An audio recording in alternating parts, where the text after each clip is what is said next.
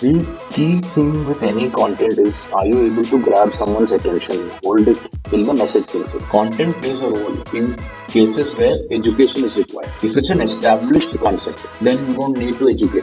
Then you need to tell them this product is better than whatever you are using currently. Marketing and sales and services to ensure the brand ideals are being passed on through every customer interaction. That is how you build a brand.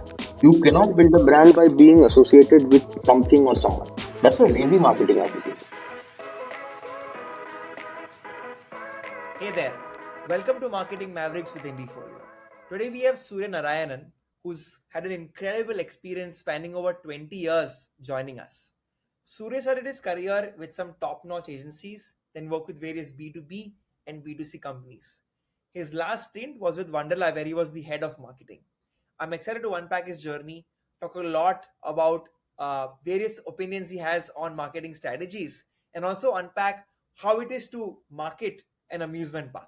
Hey Surya, thanks for your time and welcome to the podcast. Hi, Kavan. Thank you very much for inviting me. I'm really looking forward to our chat. And the first thing I'd like to ask you is, when is it that you decided you want to double down on making a career in marketing? Okay, so this is a flashback situation. Very long time ago, I planned to do MBA, and that happened because I was interested in advertising and marketing. So I was in Cochin, and I decided that there were a lot of people who could actually influence a whole country by doing a small jingle. And I, you probably won't know this, but there was this thing called Chitrahar back in the day. So Chitrahar was nothing but a collection of hot music that was happening around that time. It used to come on Wednesdays, I think, and Fridays. So the next day in school, people would discuss the songs that came in Chitrahar, but they would also discuss the ads that happened during Chitrahar. And some of those ads were kick-ass. Then in the night, there would be another round of music ads that would come between prime time soaps, right? Those were very interesting. So you would have Ravalgaon, for example. And these things you can see, if you recall, you can see that on YouTube now.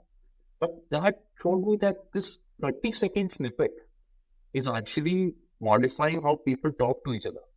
So advertising was very powerful. And advertising is a part of marketing, no matter what the agency says. That is what interested me. And I've always liked reading and writing. So the thing I wanted to do was be creative, whether it is as marketer or as an advertiser or an advertising person, doesn't matter.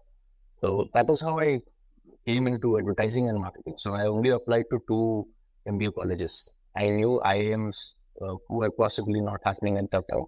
So I was looking at MICA and GIM. MICA was the one place I wanted to buy. And GIM happened because somebody told me that general management is actually better than a super specialized course. So I went into GIM finally, and here we are, 20 years later talking, 21 years later talking. Fantastic. I'm so glad. I often, ask these questions to my guests, and they say that it happened by chance.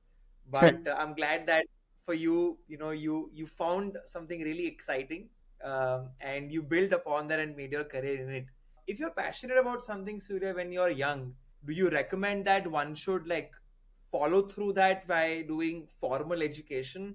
And do you think your formal education really shaped your career?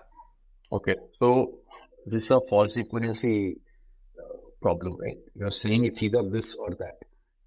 I don't see that as the only choice. So there is a role for serendipity and chance. But if you're not prepared to meet that chance, then it will not result in an outcome that you want. So to give you an example, all these movies, they show the villain decides to rob that one building that has this cop who has excellent skill sets, right? So that's the villain's bad luck and of course the hero's good luck. This person, the cop, has worked 20 years and therefore he's able to handle that situation. He did do 20 years to handle that situation. So the thing is, if you have a passion, and I am not calling professional passion, okay? So, ikigai ka concept hai. So, if you have a passion, you prepare for it, you do it, and it has nothing to do with what you do for a living. So, let's say for a living, I'm a CA, but my interests actually lie in painting. One doesn't stop the other. I can be a CA during the day and a painter during the night. And suddenly one day somebody says, dude, this is excellent. Can you put it on the wall? And that person happens to be, let's say, the prime minister of the country, and you're taken off, right? So, but you can't wait for the prime minister to say, let me put it on my wall, to follow your passion. That is what fulfills you. The reason you are doing your work is to put roti kapda makan. But passion is soul food. So that is what makes it interesting for you to live on the next day, not just the transactional part of life. So if as a young adult you have a passion, follow it, but not to the exclusion of money. You still need to make money and, put roti kapda makan where it belongs. Passion is on top of that. If the two intersect and are same, then you're very lucky. Typically, that does not come together. Sorry, go ahead. Right. No. So well put. I think people are never able to differentiate in their mind, especially when they are, young, that you can have a parallel path. You don't need to monetize your passion, and you don't need to necessarily be in love with your work. You have to be good at it. No, so I just add to that a bit. I'll just add a bit point to that. You can be excellent at what you do. In fact, what you will see with the most successful people, Kavan, is that people who have a passion and who have the willingness to put in the rigor that is required to take you from 80% to 100% will also put in that effort in their day job. They will do, because the thing that binds these two is grit. Your ability to walk through fire, the ability to power through difficulties will hold you in good stead at work and passion. Because beyond a point, passion becomes work. So let's say that you look like an athlete, let's say you play tennis. To get to 80% proficiency, you need to play for fun. From 80 to 100%, you have to hit the professional league, which means you have to wake up at 4 in the morning, take a cold shower, play, come back, take another shower, and probably go to work. Unless you have that grit, your passion will never blossom into profession. So, what I am saying is, grit, if you have, you can do well in both. In fact, I would argue that if you are unable to do well in both, our life will not be fulfilled. No, so well put once again. I think this reminds me, I believe, of Mike Tyson. He keeps on saying that discipline is all about doing things you don't like, but Absolutely. doing it consistently. Absolutely. and if you do that well, the Absolutely. world's your oyster. Uh, Talking about your journey once again, you spent the initial Yes. years in agencies, and I often hear from a lot of marketing leaders that exposing yourself to sales and agencies in the early part of your careers gets you amazing exposure to really understand various That's true. markets and the customer. But I wanted to ask you, do you think that it makes it easier for you to choose what you want to focus on, or does it make it tougher for you to choose what you want to focus on in the future So I part of think your once career? again it's a false equivalency because these are not the only options. So let's think of it in a framework. Right? There is an exploration phase and there is an exploitation phase in everybody's life. During the exploration phase, let's say till you reach the stopping algorithm, you want to explore as many options as possible. And then it's the exploitation phase where you say, okay, I've learned so much about one thing. Now let me exploit that and make a skill set, or from a generalist I'll become a specialist. This is the typical response to what you said, right? So I have worked in an agency, so I'm exposed to multiple brands, multiple categories, multiple markets, multiple audiences, etc., etc. And therefore, now when I choose to specialize, I can specialize in one thing. But I have taken a different path. I will always continue to be a generalist. I do not want to be a specialist in that sense that I don't want to learn only about retail, only about, let's say, medical devices or SaaS, right? Or PaaS. There's no point as far as I am concerned. I'm not saying people who are doing it are doing something wrong, but that's a specialist endeavor. I want to be a generalist. Uh, let's say that I want to be a lifelong student. There will always be someone in the company that I work for or a company I consult with who will know more about the category than I. But if you take it as an aggregate, let's say across 10 companies, I want to know more about each of those categories than people would otherwise. So a generalist path is very interesting path as far as I am concerned. I am driven by solving puzzles, being curious, finding answers, even finding questions that other people don't ask. And the only way to do that is to cross-pollinate ideas that have worked well in one vertical with another and another vertical. That is exactly how memory is created in someone's brain. You know something already, and you see something new, you attach it to those existing knowledge. Knowledge grows like that, memory grows like that. And that's precisely how I want to grow my career. So I've worked in certain categories, I have worked with certain experts. Now, what do I learn from them that I can use in some other vertical? That's helped a lot. So more you explore. I want to follow. Of course. I want to follow up on the learning part. It's easier said than done for most people, and I think I've seen that you've entered a very new field or a market at the CMO level, right?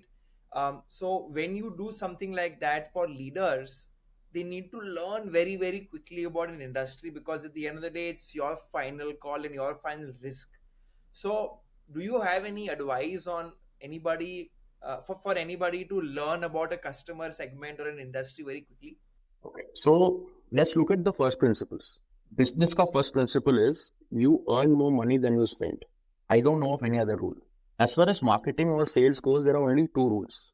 Get new people to buy, get existing people to buy more. I mean, I don't know of any third rule.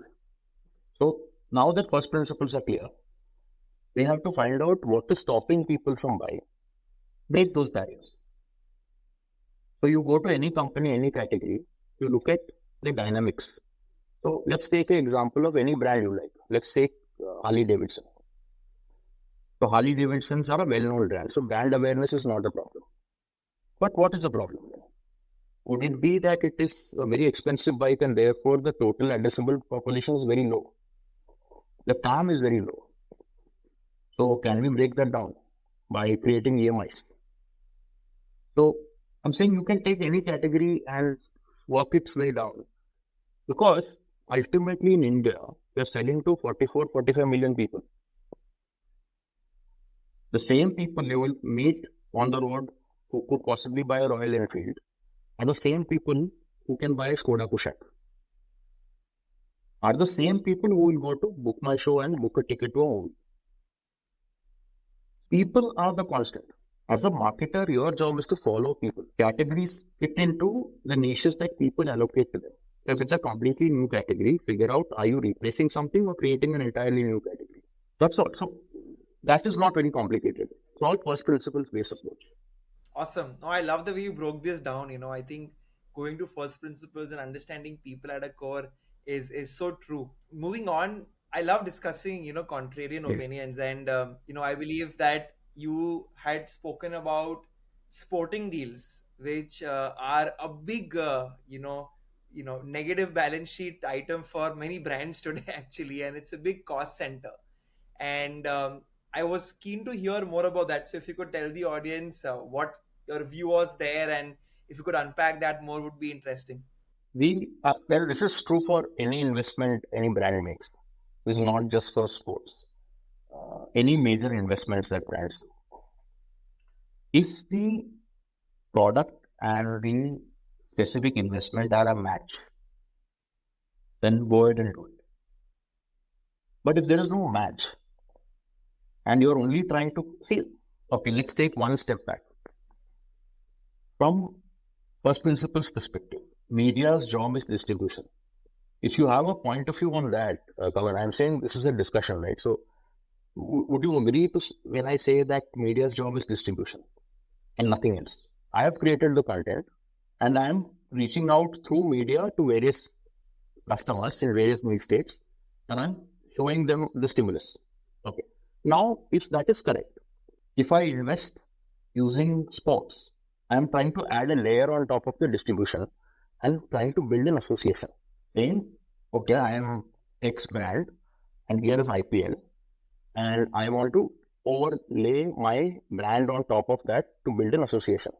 Now, if I am selling sunscreen, maybe I can find a convoluted way of associating with IPL. Although IPL nowadays is day and night matches, so the main sun is gone. But maybe I can try. But if I am a finance product, what is the association that I'm trying to create? If I'm an edtech product, what is the association I'm trying to create? Then it becomes nothing but the total addressable population of IPL or any sport is similar to the total addressable population for my product. Therefore, I am catching them where I find them. There are cheaper ways of doing that, right? So if it's a question of matching, then I can just go to Google, create a persona that I want and learn a little bit more and do a CPC campaign. I can go to YouTube, take the masthead if I'm feeling rich, or I can do video ads, specifically targeting certain people.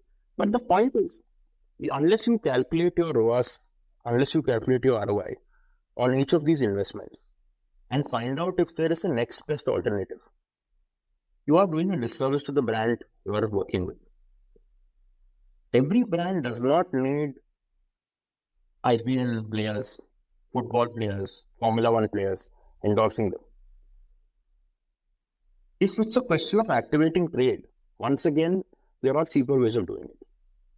Sometimes we do this to show trade that we have the money and they should do a primary sale. That we are doing this activation, therefore a lot of pull will be created. Now please buy our product in advance. There are cheaper ways of doing that. Again, my larger point is see the product fit. If you're doing it for distribution, find cheaper ways of doing it. If you're doing it for association, is the brand and the sports product that you are taking up, are they linked? Is there a reason to use sports? Right? So that is all I've said in that document. And I want people to think more in terms of opportunity cost, in terms of ROAS, in terms of investment. See, the problem with the moment you talk about it, people will jump up and say, nahi, branding ka paisa ROAS mein nahi dekhte. But I think there's a problem with that, right? So building a brand is a noble endeavor. I have no questions. Every activity you do, every experience customer has with your product has to be brand-led. No doubt about it. But that is not the objective of marketing. Marketing is about making a sale in the right way. Marketing and sales and services to ensure the brand ideals are being passed on through every customer interaction. That is how you build a brand. You cannot build a brand by being associated with something or someone. That's a lazy marketing attitude. That is all. Do you think when I see an ad on a TV in between a big stake match being endorsed by my favorite player, the CTRs improve? Do you think that's something which happens? I don't think anybody is doing a CTR based buy or a CPC based buy during a match. It will largely be CPM based buy. That's opportunity to see the similar thing of press ad, outdoor and television ads, where it's all about impressions. So let me ask you this question though. As I said before also, the addressable population for a premium product or middle class product is about 45-50 million people. Everybody is jumping into that bandwagon. Everybody is paying top dollar for it. Do you think I can find a cheaper way of getting these people? Second, during a high stakes match, any interruption media is going to be seen as a bad news. Fifth ball is being cut, sixth ball is being cut. Something has happened, now you're waiting for replay. It's an interaction media. People at that time, you know how it is, right? It's X minutes to an hour. There is a 10-second gap. People live in that 10 seconds. So, no, I don't see it that way. And to break that, they have put those LREP equivalents, pop-ups in between matches. These are all interruption media. Unless you're engaging with your customer, you're not finding a space in their memory. And yeah, I think to answer your question, absolutely. I believe there are just so many better trackable ways to target a certain persona. And if I take the money I'm spending on an IPL and put that into Meta or Google, the kind of repeat views which will happen during the match when I'm going through my Instagram will be far far higher. And you could potentially employ the same cricketers in that content item. So the second part of that same argument was celebrity endorsements. I am not a big believer in that either. So, I mean, let me give you the argument for that. Let's say you're a new brand, completely new brand, and you're using a celebrity. Now, if you use a celebrity, you spend a certain amount of money producing them, a certain amount of money distributing them. Whose brand are you really building? Unless, again, the celebrity is intrinsic to the brand that you're selling. Right? I don't see value in celebrity endorsements there. Now, let's say you're an established brand. Then why do you need a celebrity? So, if you ask me, tactically using a celebrity is one thing. Making a brand ambassador of a celebrity for a novice brand or established brand makes no sense. Now, in a crowded market space, you're trying to gain voice by adding a celebrity. That is typically the reason. There are 7 refrigerator brands and 22 life insurance products, 26 life insurance products. How do I stand out in a regulated segment? So, ideally, you should stand out by the freshness of your ideas.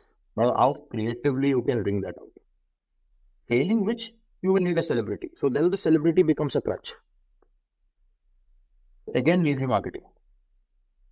Unless it's intrinsic as a value of the celebrity's endorsement is intrinsic to your product. Or the celebrity owns a brand. Then the celebrity becomes the brand. That's fine. I mean, there's no harm there. But using a celebrity in lieu of an idea is a problem for me. So after kick-ass idea, bring the celebrity in, amplify it. But if the celebrity is the idea, you have a huge problem. Right. I think that's absolutely something I agree with. Where in today's world, if your core idea and proposition is not strong, and if it's just using somebody's face, you're not going to be able to stand out from the clutter. And I think I fully resonate with that. Today, when funding is at whatever level it is at, and customer and the end consumer is figuring out how to procure products, you wasting the money is showing that as a brand, you don't respect the money. If you don't have a good idea and you don't want to advertise, keep your powder dry. Don't waste money. Each of these companies that are having difficulties now are having difficulties because they spent more than they earned. It's not very difficult to figure out that every money you spend, there is a certain ROAS implication that you should bring to the table. That's your responsibility as a CMO. Not just a CMO, every person who's working in marketing, in business. If they are spending money, they should get the money back. It's not that difficult. That's the first principle of business. Earn more than you spend. So, in lieu of an idea, don't use a celebrity. Got it. Well put. I believe a lot of people are doing that, and that's why after several years, sometimes over a decade for some companies, their CAC to LTV still is not looking very healthy. LTV की तो बात ही मत करो यार. Don't even talk about LTV, right? Yeah, it's a problem. If you look at all of these businesses that are having trouble today, they are having difficulty because of CAC. Nobody buys directly on e-commerce. They will abandon cart 3-4 times to see भैया क्या आता है discount में. How are you going to build any business with that approach? Absolutely. I think the entire assumption of the American model of capturing market share first and then monetizing has not worked very well in the India co. where that this is a strategy which has not been, I think. Don't blame Americans for this, Kavan. Anyone who has easy money, anyone who gets easy money will do it.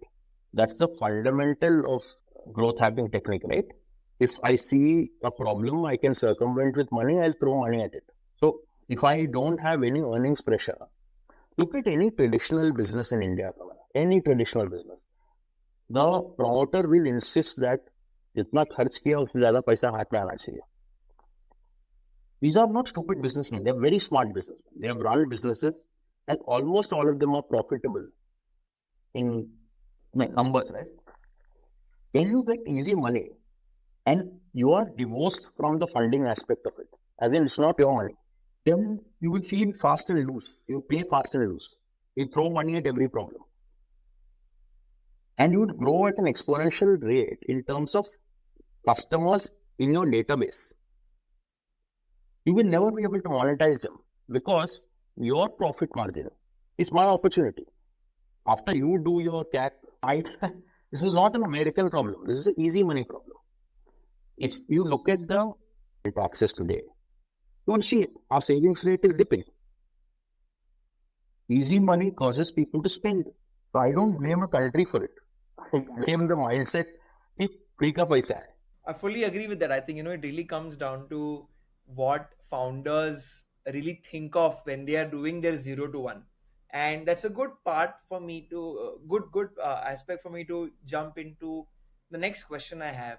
It's a little bit away from celebrities in IPL. If you look at not B2C, but B2B, that's a really exciting place, which I see a lot of lack of excitement for. I think a lot of people think it's just making brochures and decks, but it's really evolved and the market's bigger. There's actually, as we spoke about hyper growth profitable companies, there's a lot of companies doing some exceptional work in those domains. You've been at B2B as well, and I'm seeing a trend where people are now moving into video for B2B, storytelling in B2B, and a lot of aspects around that. But when a new company, is a new B2B company is launching, I often see them struggle with their marketing stack. At one point, obviously, everybody's like, let's do sales. So I do agree, let's say thoda sales ho gaya, there is product market fit, and now they've been told to grow. And that's where usually a B2B company invests in marketing. So since you've been, in some leading companies and you've done B2B, can you give some insights on what's the right flywheel or the right content engine for me to invest in for a B2B player? So I think it's a very nice question. And I will start by asking this fundamental question. Is the audience for B2B different from the audience for B2C? The B2C guy, the same gentleman who's seen your soap commercial, the same lady who's seen your article commercials, quick commerce commercials, it's the same people who are also responding to your B2B commercials. And it's the same share of time that they're giving to your ads in B2B as B2C. If your ad is not entertaining or enlightening, then you have no chance of ever being taken into this space. This is like your phone का memory.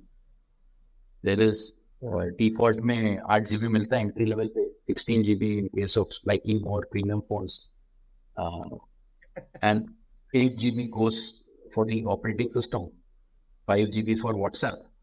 बाकी जो बचता है, that is what everybody gets. Same thing in this case. Attention. The key thing with any content is, are you able to grab someone's attention, hold it till the message sinks in? Now, B2B and B2C are two separate buying journeys. Of that, I think everybody agrees. There is a lead generation cycle, there's a lead nurturing cycle, and there's a closure cycle, and then there's a reorder cycle. So, in each of these spaces, there's a certain barrier that needs to be broken.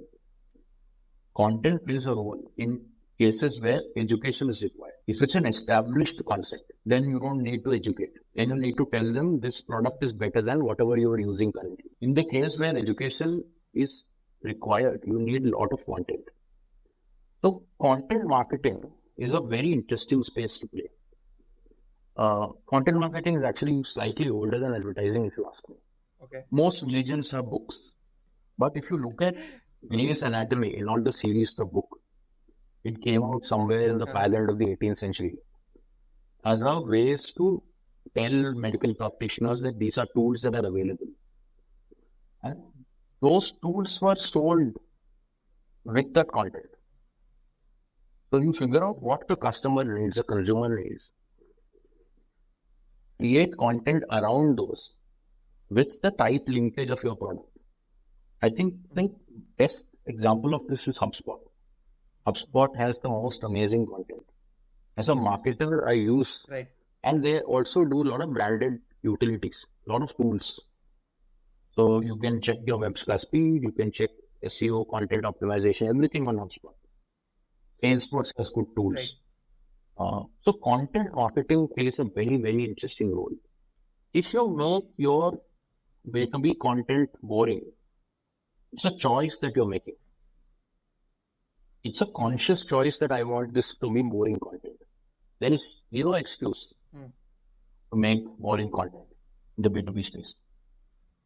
So, as a choice, you need to first figure out where it stands. So, if I'm a B2B business guy, not a marketer, maybe first question I need to ask myself is, do I need to advertise at all? If the total addressable population is like I said, 10,000 people, wouldn't it be cheaper to call them for an event or have somebody call them? Or in the era that we are in today, I can send a personalized video to all the 10,000 people. Correct. Do you need to advertise?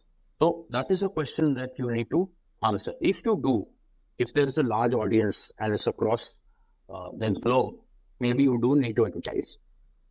Please make it entertaining, engaging, enlightening, and provide the content across all decision-making points.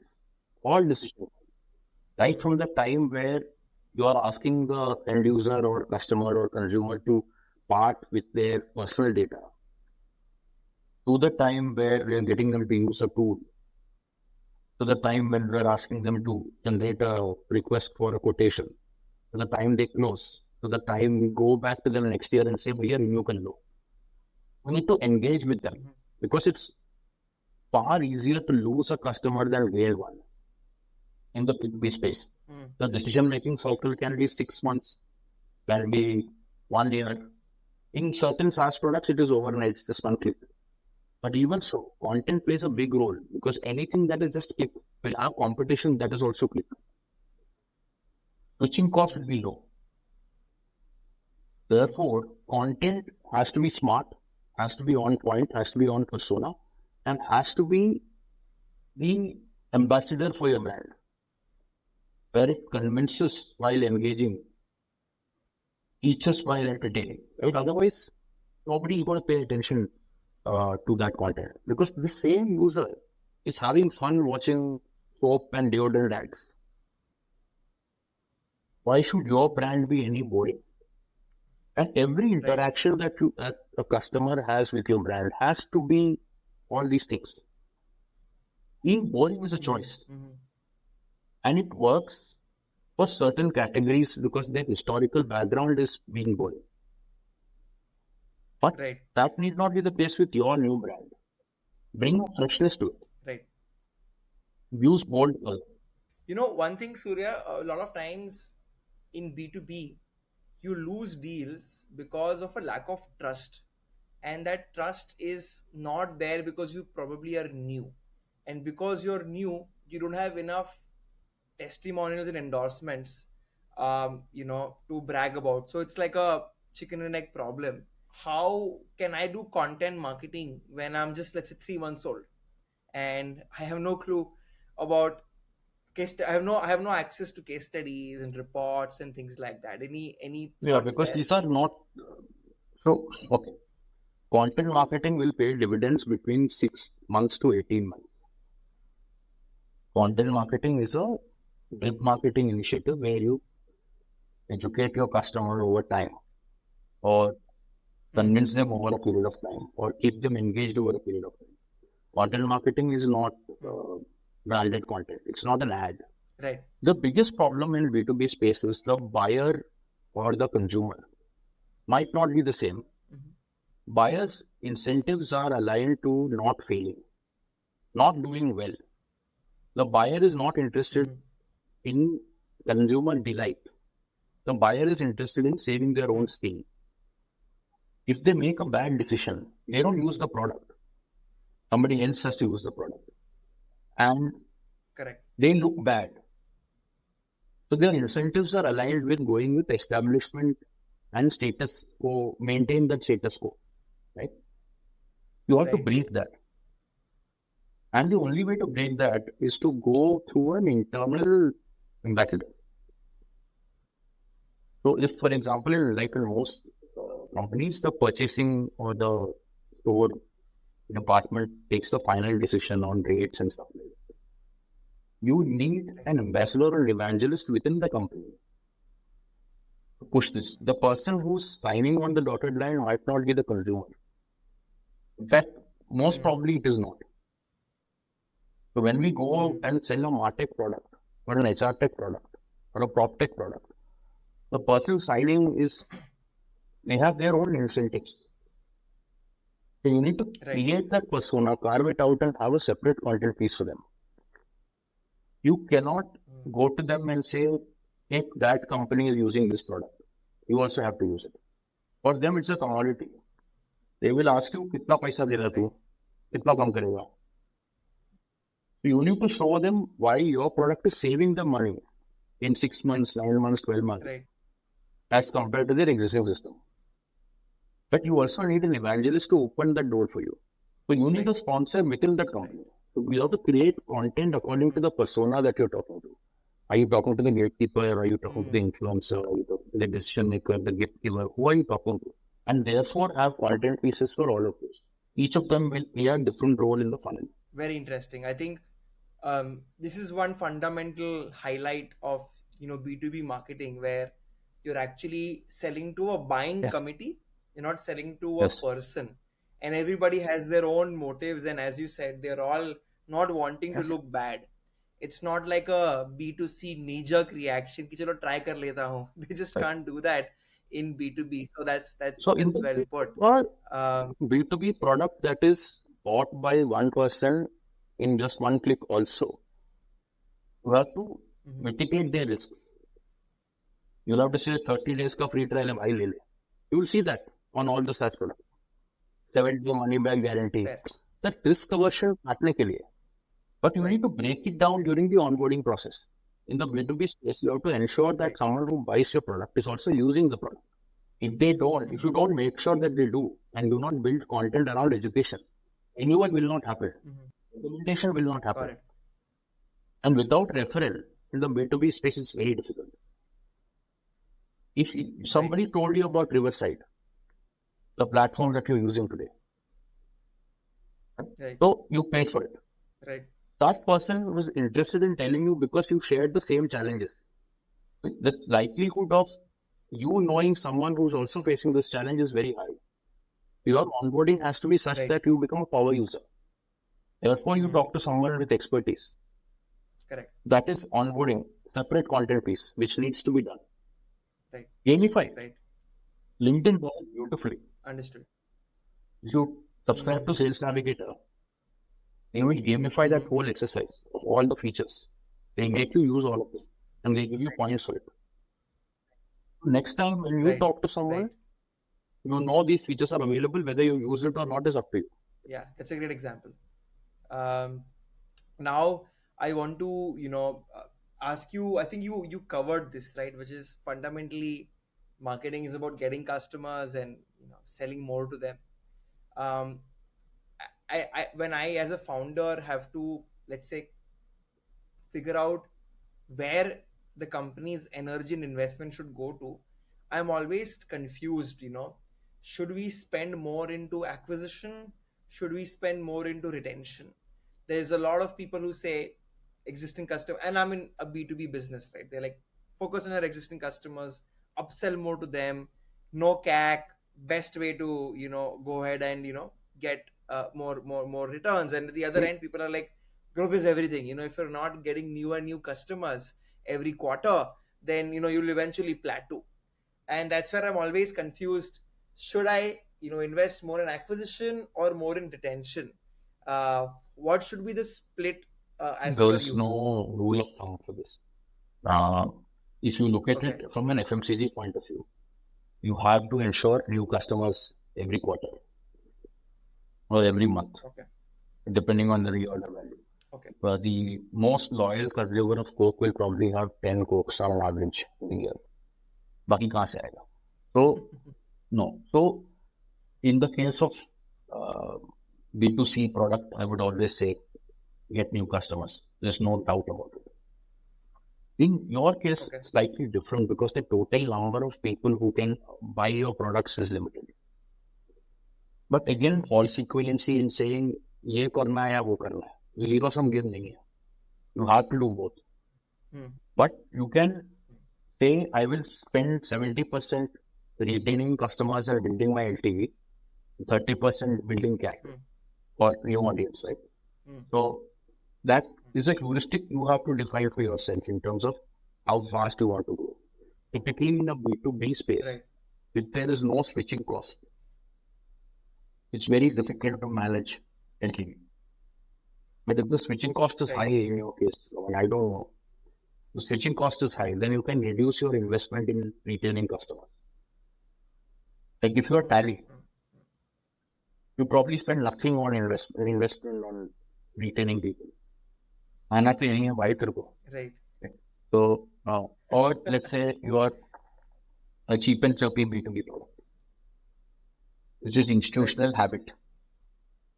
Then you just send a salesperson and say, "Bhai, इस बार को order नहीं आया, कब sign करना है?" If you're a monopoly, you can do that.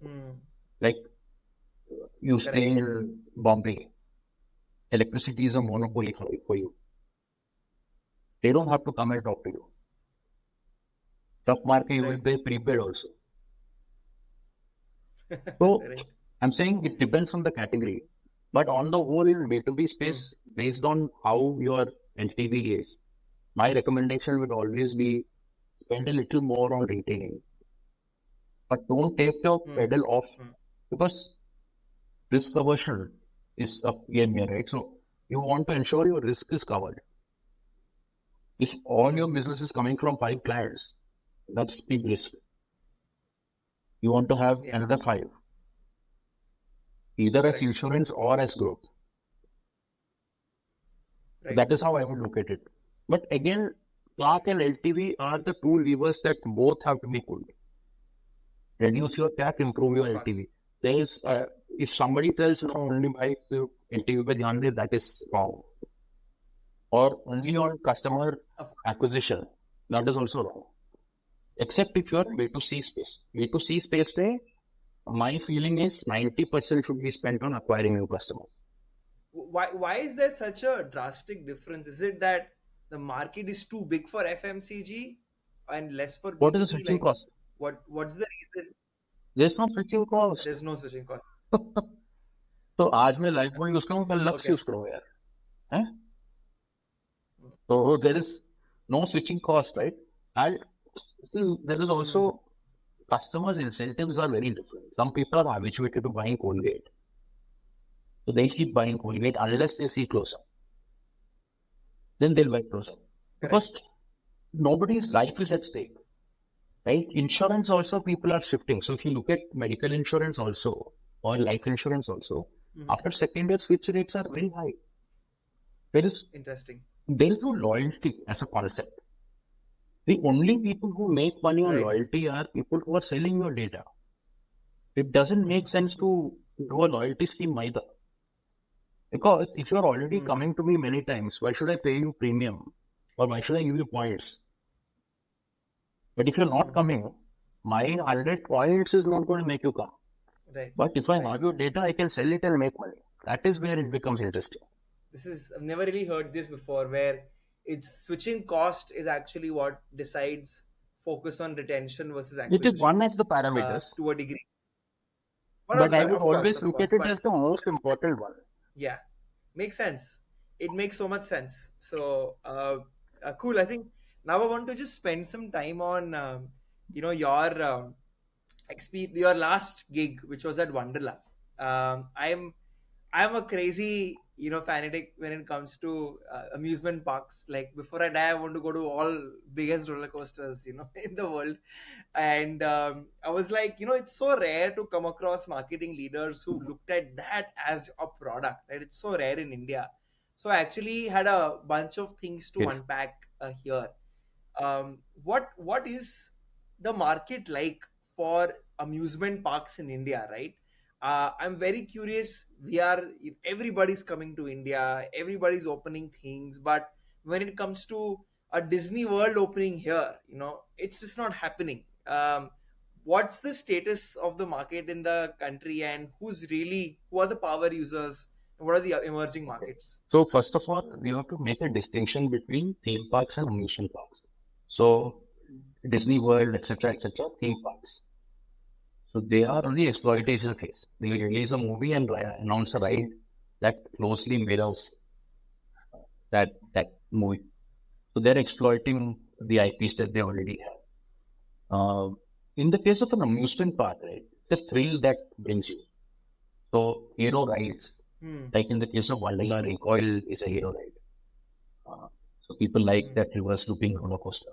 India's first and probably the only one right now. So you have this crazy roller coaster, then you have n number of water rides. You have several thrill rides. So now about Bangalore was I think 11 or 12 thrill rides. Uh, each of them is interesting. So if you look at Mhm. the audience profile, we have to talk to people who are legally 140 centimeters and above. But let's say between the age of 13 to infinity, as long as you are physically able. Because some of these rides are dangerous if you're not physically able. So the audience is anybody and everybody. But if you look at it from a psychographic point of view, not a demographic point of view, Mm. you're talking to people such as yourself who are willing to do new things. People who are interested in completely new experiences or willing to put themselves out there uh, and Right. experience. So the currency is experience. Hmm. On top Okay. of that, you have to layer, in India, you have to layer affordability. Between 1000 to 1500 rupees का आपका entry ticket है. Only a psychopath comes alone to the Warsaw Park, so you'll have at least 3 or 4 people. That's $6,000 Right. plus going and coming, $10,000 total in the day. Very few people in India can Right. afford that kind of program, right? So Hmm. willingness to come, ability to come. Once you Hmm. come, willingness to enjoy the things, because that is what will bring you back. Hmm. I've spoken to customers who have come only for recoil one more time. So they paid the entry ticket and they've only taken recoil a couple of times and gone back home. So there are Right. thrill seekers. If you speak with Right. Wonderla's MD, Arun, he has been to 100 plus amusement parks. He's like you, what you said, right? He wants to be in all the rides. Uh, and he's engineered this entire thing, so he's figured out how to do it and all that. So he is very interested in the experience part of it. The key to happiness from a human condition point of view. First thing is you buy time. So, for example, you might have a washing machine and a dishwasher at home. What are you doing? Hmm. You're freeing up time so you can do something else. Mixer is freeing time Right. for you. But the ultimate thing is you buy experiences so you can have memories, which goes back to fear of missing out. If you look at Hmm. Instagram, people seem to be having nothing but fun all day long, 365 days. You want Right. your asset also in that place. Like, why मैं भी जी रहा हूँ. Right. So that is where amusement parks come. But when you look at the total addressable population, it's a very small population. And Hmm. if you invest a lot of money into it, like what Disney would do, or would need a lot of space, it becomes very difficult for them to justify it unless it becomes a tourist destination. So if you look at Disney's across the world, they become a tourist destination. People take flights to go to Hong Kong, Paris, right? Go to the US and they Correct. go to Disney. It's a destination. Amusement parks are not destinations. As in that people will go across the country for. If you are in the city, you will go. It is a similar place to, let's say, a mall or a multiplex. In the case of Bombay, it's a replacement for beach. चलो चौपाटी जाना है कि मुसर बाग जाना है. So those are the alternatives. Correct. Right? So Correct. amusement park is largely for the city in which they operate. Maybe you can expand it to 100 kilometers, 200 kilometers. But it will not go beyond that. It's a destination for people in the city. Very few people will take a flight out from Bombay and decide to come to Wonderla in Bangalore or Wonderla in Hyderabad unless you're already in Bangalore or Hyderabad. Then you will say, "Bhai, Imagika se kitna acha hai. I've been to Imagika, now I want to see how Wonderla is." Or if you're coming from Pune, you will say, "Wet and Joy hai. I'm tried Wet and Joy, now let me try Wonderla." So that is how it operates. So willingness, ability, and proximity. I want to ask you, how do you solve for repeat use cases, being an amusement Very park? good. Because often you come up with new rides or new SKUs you come up with, but it's such a hefty investment to actually design a new ride. It's like a lot of science and safety and compliance and investment at the end of the day. And I've seen myself, like as you said, Imagica is very close to me. I've seen myself going there, but beyond a point I got bored, like, okay, abhi kitna, how much will I go for? So how do you solve for repeat use cases in such a category? So Wonderla is a listed company. You can actually see some of these questions are answered in the discussions that the MD has with the journalist. But what we did is we figured exactly what you said. Same ride, kitne dafe aayega aadmi? How many rides can you put up before space runs out or money runs out? So we built this concept called ride plus strategy. So we built experiences in the park outside of rides. We started doing events, music concerts. We started celebrating festivals in a big way. So you come for the ride, but you stay for that experience. So after you do all that recoil and all, you do 2 times, 3 times maybe. We figured out that people were enjoying probably 25-30% of all the rides in one go. But we wanted to give them something else that they can engage with as a group. So while you're sitting in recoil, it's you sitting in recoil. Who sits next to you is immaterial. Correct. Right? You don't have time to look at their faces. But there are certain experiences that you have in the park where music is happening, right? And we have done some right plus activities of that nature where we had some great fun. We did Women's Day, we did Men's Day where we said if you do 50 push-ups, you can enter the park at 50% discount.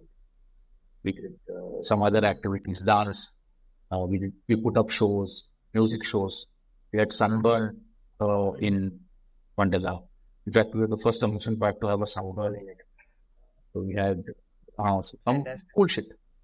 But that was a challenge in terms of frequency. Got it.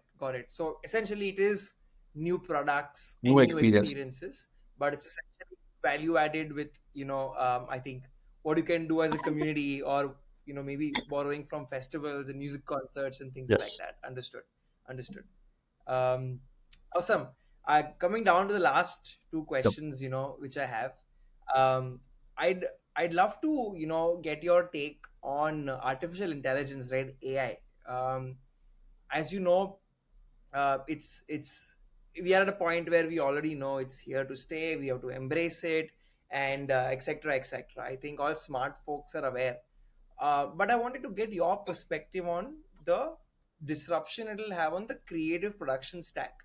Today you go to agencies for specific campaigns where you want to get your brand positioning embedded into people's minds, or a new thing, or you have an internal team which does your BAU work.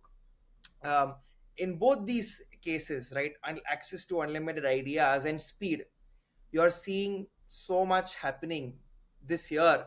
Maybe 5 years from now, we'll be at a place where you may be able to be a one person marketing company. So what do you think would be the future of the creative production stack for companies? Okay, so first of all, prediction, especially the lines of future, is an inexact science. Nobody can predict the future. Anybody who claims to predict, tell them to make money off the stock market. Uh, Right. Generative AI, what we call generative AI today, is a derivative AI. It is working on existing amounts of intelligence, existing knowledge.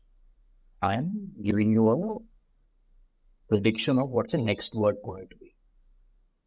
So, so generative AI can replace or augment a lot of BAU work if you make it study your existing work or work that you like. So you can model your generative AI on your work or the kind of work that you want to do, and probably take away BAU pace. But the Right. way I use generative AI is to reduce iterations. So I have a tab open, Gemini in my case, where it's called Ideal Curiosity. It's called Ideal Curiosity, and we keep wrapping me and generative AI on various topics. Okay. What it does for me is it's like bouncing board. So the iterations that you need to start with, right, that reduces.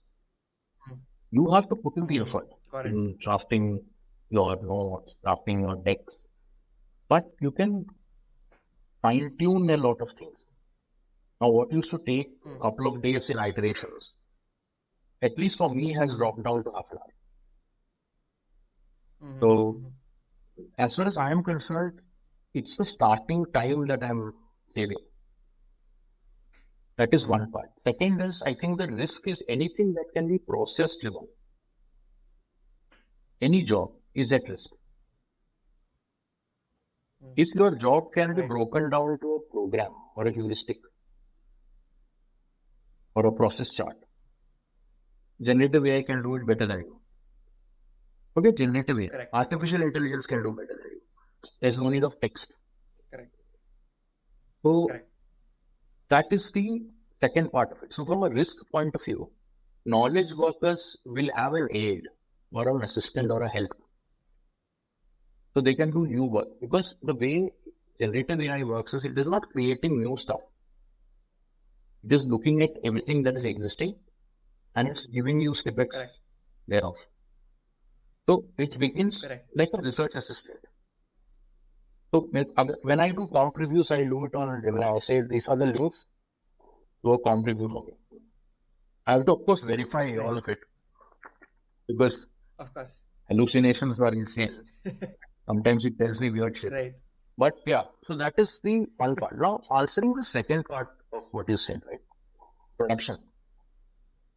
Now, let's look at multimedia production. We can look at text, graphics, videos, audio, and indeed immersive experiences. My feeling is, with the right assets and the right kind of resources, a lot of what we do right now that is derivative in nature can be safely outsourced. When it comes to new experiences and new ideas that you need to do, that has not been done before, you cannot expect a generative AI to do it for you. So let's look at the difference between what we're talking about. There are horror movies, pulp fiction movies, and regular action movies that follow a certain formula. Correct. There is a hero who's understated. There is a challenge. He breaks down the challenge. He gets beaten down in the first half. Second half, he rises above himself and he defeats the main dragon and he comes out. Hero's journey in Right. Bollywood style. This is a formula. Right. Generative AI can do this beautifully. Hmm. But if you ask generative AI to come up automatically and write a movie like Memento, right? Or not even Interstellar. What's the other movie that everybody has a problem with? One that goes into dream.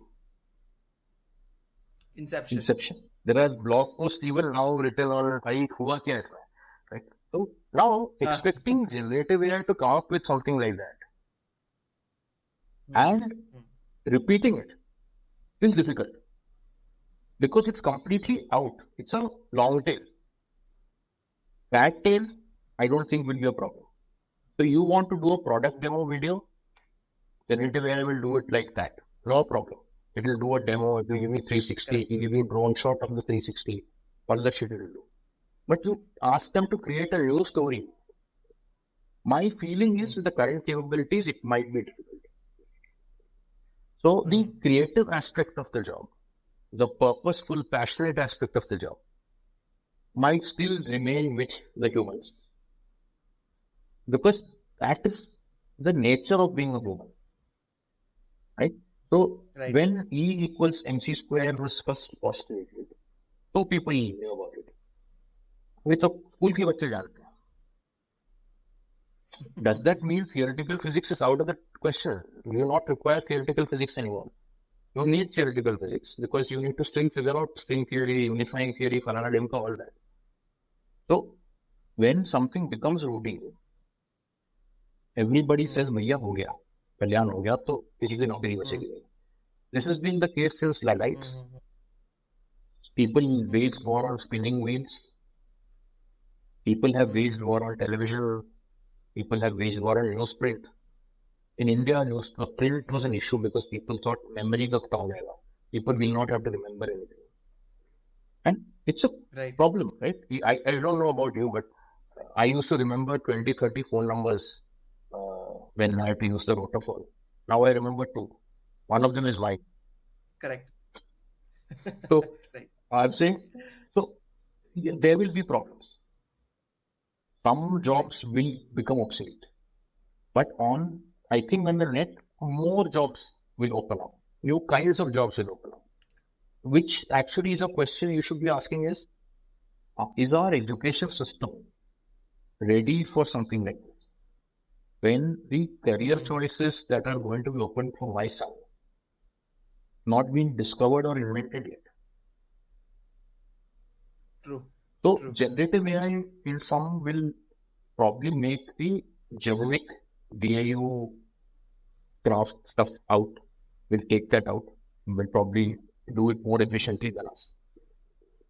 And for the knowledge workers, it will probably be an aid or a help to start off. But when it comes to truly conceptualizing, coming up with something completely off, my personal opinion is it's not there yet. It's not a general intelligence. It's a derivative intelligence at this point. And therefore, what is there, it will do well. Couldn't agree more with you. I think if you see the evolution of creation, there was always a thought, and then you have to put that thought out there in the world. And over years, that gap has been reducing dhire dhire. Like I'm a designer, and I can't draw, and I've done my rounds of getting into colleges, and their counselors have rejected me. कि आपको draw करना नहीं आता, तो what will you animate? What will you design? And I have great ideas, and I think because of Adobe and a lot of other things, I'm doing a great job. My wife, uses this InShot. There's an app. She's a content creator, and I've done my 3 years of learning, editing tools on Premiere and all that, and she does it better than me, just using her phone and her thumb. So I think that's definitely That's better. exciting, I guess, for the world, right? I believe you don't have Right. any barriers. So I think what questions you will ask will be more important than the output when you're working with the AI. So that brings me, to my last question. Surya, you've uh, entered into marketing before Facebook was a thing. Google had recently come out. Digital was not even a part of a conversation, and in your career you must have seen that evolve drastically. For everybody hearing, today, a lot of them would be young marketeers who are wanting to hop onto a long journey. Any piece of advice for them to stay on top of their game, stay relevant, and really basically become a fantastic marketing professional? If you could just sum that up, would be Okay, so brilliant. there are two questions I heard in that. Question number one was, uh, how do you stay on top of the game? And second was, how do you become a Right. fantastic marketer? Okay. So I can answer the first with Yeah. confidence. Second part, I think, is subjective, so I will not bother that. Or rather, I cannot give a Okay. prescription for that. The first part of it is, Got it. I think you have to stay curious. If a day is wasted, that day is the day where you don't learn anything new. Because things are changing at lightning speed. And if you invest in yourself in terms of learning and having that receptive mind, not even learning, right? You have to actively learn, then you will pick up new stuff. And accompanied with the receptive mind has to be the urge to do something about it. Mycroft Holmes was smarter than Sherlock Holmes, but he didn't want to step out of his house. You have to execute. Right? If idea निकाला, Excel Right. sheet बनाया, PowerPoint बनाया, that is fine. But whatever you learn, if you don't apply, and typically as a leader, right, the application is guiding other people to do the right thing while giving them support, while taking the blame, passing on the credit. Uh, Once you do that, what you will see is you are learning faster because you're teaching. There is no better way of learning anything than teaching, especially to younger the student, the better. Because they will ask you questions, they are not worried about your resignation and your visiting card. Why? Right. And the whys are the difficult questions. If you can't explain the whys, that's a problem. Now, coming to the second part of your question, how to become a fantastic marketer. So, external validation only takes you so far. You pay the right kind of people and you get the right kind of certificate. You can get 30 under 30, 40 under 40, 50 under 50. You write some essay, you pay some fee, and they call it an award, but it's actually you purchased a certificate. So, I don't want to go into that space. But if you are trying to be a fantastic marketer for your own sake, as in improving yourself, look at the kind of business impact that you've had, the kind of brand impact that you've had. Are more customers trusting you today? Your brand, the brand that you work for, the brand that pays your bill. Are you able to affect bigger sales with lesser investment? And be very aware that you are as good as your last campaign. So, एक भाई one to flow हो सकता है. It just happened. Everybody is stepping out Correct. and buying it. You need it. Can you do it consistently? Can you do it regularly? Can you reduce your marketing spends while increasing your results? While investing money in getting good returns is very crucial. So you can judge yourself based on your targets. That is a good marketer as far as I am concerned. Without building the proof, if that is possible. There are issues that you know with food advertisements, with supplement advertisements, and stuff like that. So if you can avoid all that drama, do your job, I think you will become a fantastic marketer. And the best result of all this is your people will work with you. Your company will want to work with you. and you will make your money. But you will sleep well. So that is what I would look at. I would not look at external validation as far as marketing is concerned, or rather anything is concerned. I think this is incredible advice, for a lot of people who must be just kicking off their career. So, thanks a lot, Surya. I had an Thank incredible you. time, hearing all your insights. I hope you I had a had good a good time. time as well. Good questions. You also allowed me a long time to speak. And thank you very much for that. Because otherwise, honest people ask questions and they don't give the space for answers, right? You were incredibly patient, and at the same time, you were guiding me nicely to something that you already planned. So, thank you very much. It was very easy. I think paying attention to your answers is not tough. It's very, very, very Please engrossing. tell my son So, and my for everybody who's wife. for everybody who's also stuck along so long, thank you so much for tuning in. If you'd like to hear one more marketing leader like Surya, please like, share, and subscribe. We'll have another guest coming very, very soon. Thank you so Thank you. much. Thank you very much. Cheers. And we